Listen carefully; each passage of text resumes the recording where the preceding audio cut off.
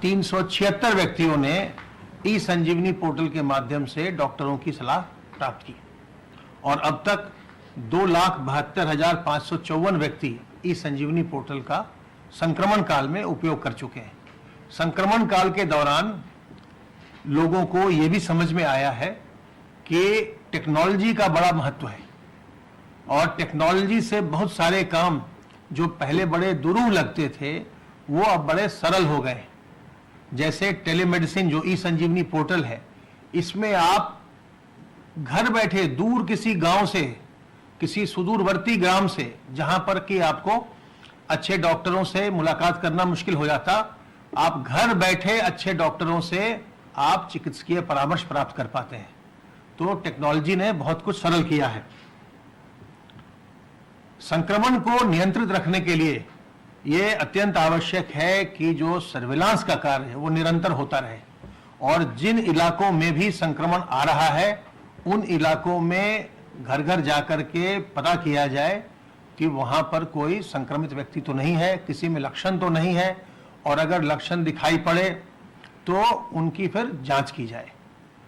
तो ये सर्वेलेंस का कार्य हमारे प्रदेश में निरंतर चल रहा है और अब तक 1,73,881 इलाकों में 4,86,494 टीम दिवस के माध्यम से 3,04,05,699 घरों का सर्विलांस किया गया है और इनमें रहने वाले लोगों की संख्या 14,82,17,329 है। बहुत ही व्यापक स्तर पर सर्विलांस का कार्य निरंतर चल रहा है और पिछले 9 महीने से चल रहा है। जो वैक्सीन आने वाली है, आप जानते हैं कि कुछ देशों में वैक्सीन आ भी गई है, उसका वैक्सीनेशन का काम प्रारंभ हो गया है। अपने देश में भी इस पर निरंतर कार्य तेजी से हो रहा है और वैक्सीन के लिए जो भी व्यवस्थाएं राज्य में की जानी है उसके लिए सारी व्यवस्थाएं समय से की जा रही हैं। वैक्सीनेशन के लिए जो हमारे स्टाफ है, जो मेडिकल स्टाफ है, उसकी जो ट्रेनिंग होनी है उसके प्रशिक्षण का कार्य कल से प्रारंभ करवा दिया गया है। जो मास्टर ट्रेनर्स हैं जिलों में जो ट्रेनिंग देंगे उन सब की ट्रेनिंग का कार्य आज पूर्ण हो गया है। अब जिलों में कल से ये प्रशिक्षण प्रारंभ हो जाएंगे। इसी प्रकार जो कोल्ड चेन है जिसमें रखा जाएगा वैक्सीन को सुरक्षित और जब उनको जहां वैक्सीनेशन होगा उनको ले जाया जाएगा, उसके लिए जो भी आवश्यक उपकरण चाहिए, जो कक्ष हैं उनमें जो भी मरम्मत का कार्य होना है, ये सब कार्य बिल्कुल समय से हो रहा है और हम इस बात के लिए पूरी तरह तैयार हैं कि जब भी वैक्सीन आएगी तो उसको हम लोगों को जैसी प्राथमिकता भारत सरकार तय करेगी उसके अनुसार उनको हम लगाएंगे। लेकिन जब तक कोई वैक्सीन नहीं आई है और जब तक आपको वैक्सीन नहीं मिल जाती है, वैक्सीन में भी प्राथमिकताएं हैं तो उसमें समय भी लगेगा, जब वैक्सीन आएगी तो भी समय लगेगा। तो इसलिए, और इसकी अभी कोई निश्चित दवा है नहीं, एक ऐसी कोई दवा नहीं जिससे कहा जा सके कि उसको खा करके, उसका सेवन करके आप इससे बिल्कुल स्वस्थ हो जाएंगे। इसलिए अपना बचाव करना ही सबसे अच्छा इलाज है और इसके लिए मैं बार बार दोहराता हूं कि अपने हाथ को साबुन पानी से साफ करिए, बार बार साफ करिए ताकि आपके हाथ पर कोई भी विषाणु न रहे जो आपके मुंह, नाक और आंख के रास्ते आपके शरीर में प्रवेश कर सकें।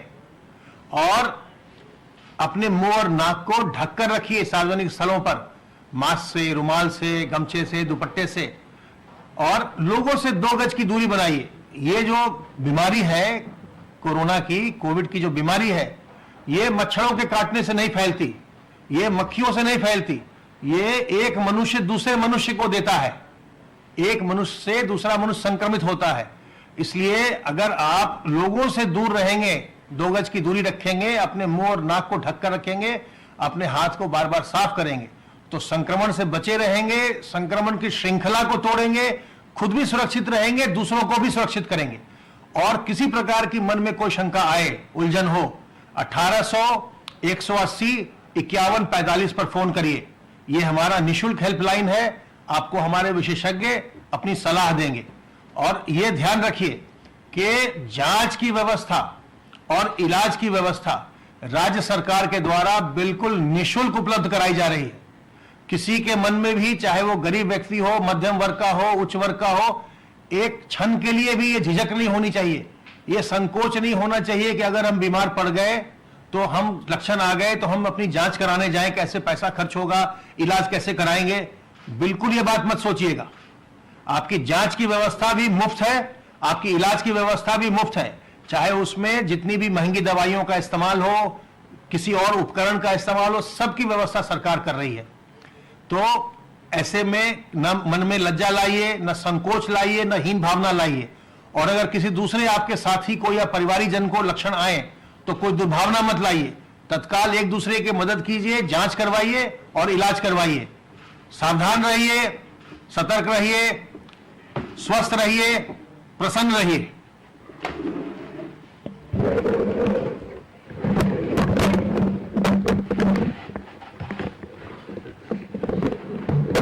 जैसा अपर मुख्य सचिव स्वास्थ्य ने बताया, प्रदेश में संक्रमण घट रहा है और उसी प्रकार संक्रमित व्यक्तियों की संख्या भी घटी है।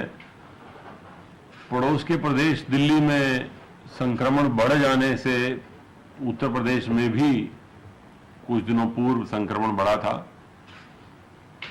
परंतु माननीय मुख्यमंत्री योगी आदित्यनाथ जी के निर्देशन में, मार्गदर्शन में, वो निरंतर उनके द्वारा की गई समीक्षा के परिणाम स्वरूप उत्तर प्रदेश में ये संक्रमण काफी हद तक नियंत्रण हो पाया है।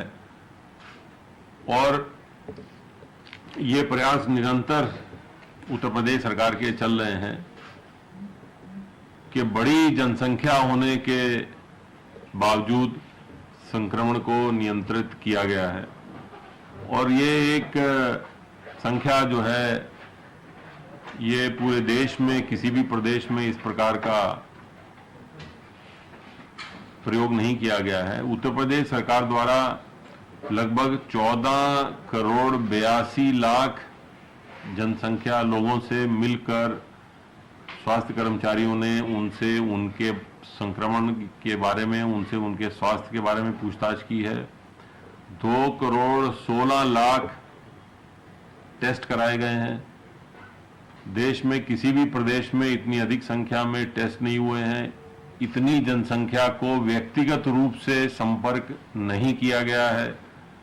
ये दोनों रणनीतियों के कारण तथा जिस प्रकार विश्व स्वास्थ्य संगठन ने उत्तर प्रदेश की कॉन्टैक्ट ट्रेसिंग की जो तारीफ की है, औसतन यहाँ पर प्रत्येक मरीज के लिए लगभग 15 से 20 व्यक्तियों कॉन्टैक्ट को ट्रेस किया गया है। और जिस प्रकार ये सर्वेलेंस की गई है, जिसमें कि लगभग 24 करोड़ की आबादी में से लगभग 17 करोड़ की आबादी को अभी तक संपर्क किया जा चुका है और ये संपर्क निरंतर किया जा रहा है ताकि यदि कोई कहीं बीमारी छुपा भी रहा हो तो वो भी सामने आ जाए और इस संक्रमण के लक्षणों को कम किया जाए। और इसी का परिणाम स्वरूप है कि देश में सबसे बड़ा प्रदेश होने के बावजूद यहाँ पर संक्रमण नियंत्रित रहा है और अब संक्रमित की संख्या घट रही है।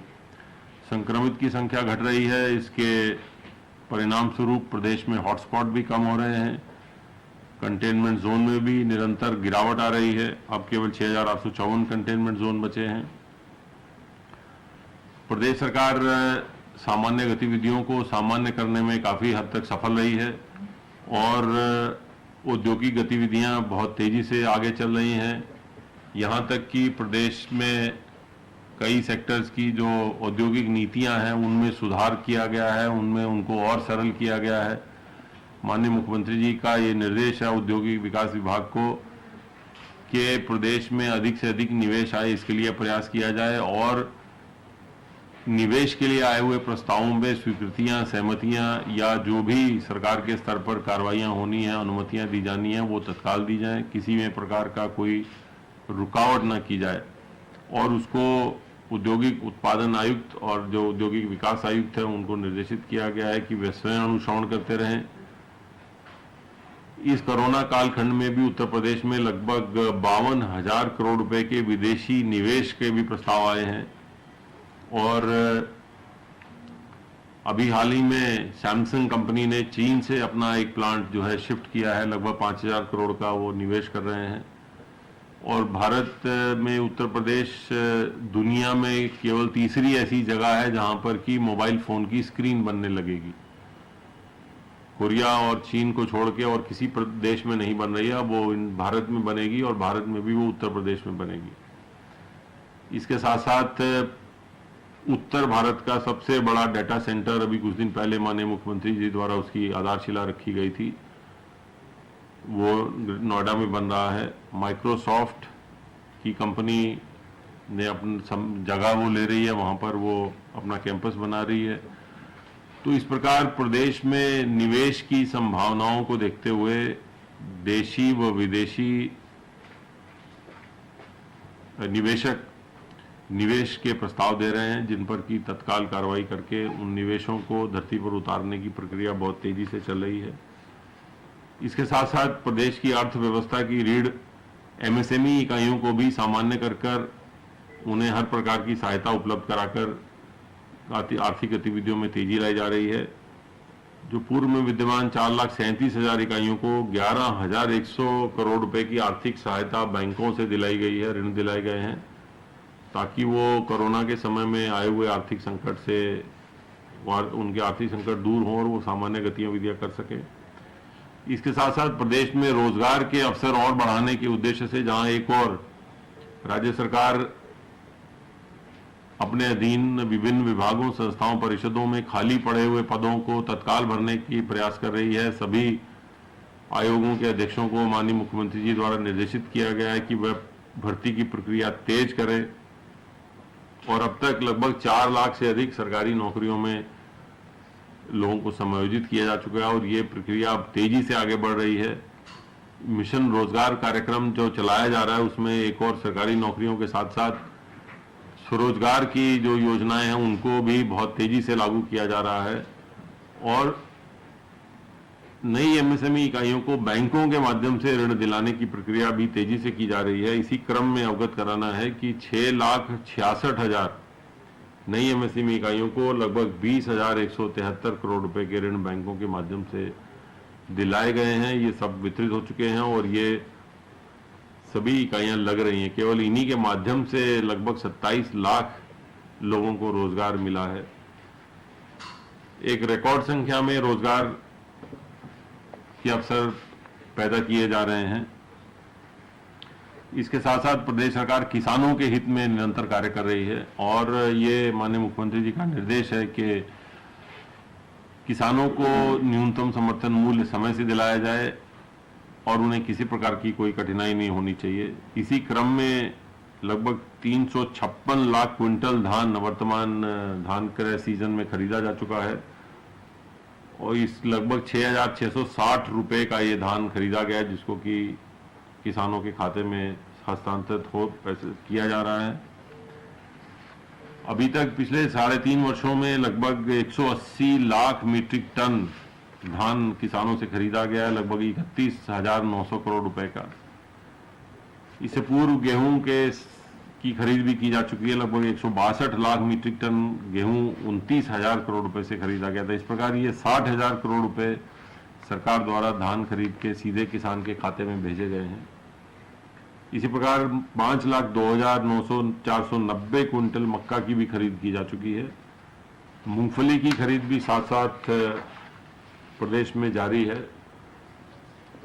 एक अनुमान के हिसाब प्रदेश सरकार द्वारा यदि किसानों के लिए ऋण माफी की 36,000 करोड़ की संख्या को सम्मिलित कर लिया जाए तो सरकार बनने से अब तक लगभग 2,53,000 करोड़ रुपए की धनराशि किसानों के खातों में ट्रांसफर की गई है। इसमें 2,20,00,000 किसानों को मिलने वाली प्रधानमंत्री सम्मान योजना की धनराशि भी सम्मिलित है। तो एक बड़ी मात्रा में धनराशि किसानों के खातों में हस्तांतरित हुई है, जिसमें गन्ना मूल्य भुगतान भी सम्मिलित है। प्रदेश सरकार सभी प्रकार से उनकी न्यूनतम समर्थन मूल्य उपलब्ध कराकर, उपकरणों पे अनुदान उपलब्ध कराकर तथा उन्हें किसान क्रेडिट कार्ड से जोड़कर सभी किसानों को समृद्धशाली बनाने तथा उनकी आय दुगनी करने के प्रयास में निरंतर कार्यरत है। और एक मिशन किसान सम्मान योजना भी चलाई जाएगी, जिसका विवरण अभी कुछ दिनों पश्चात आपको प्रस्तुत किया जाएगा।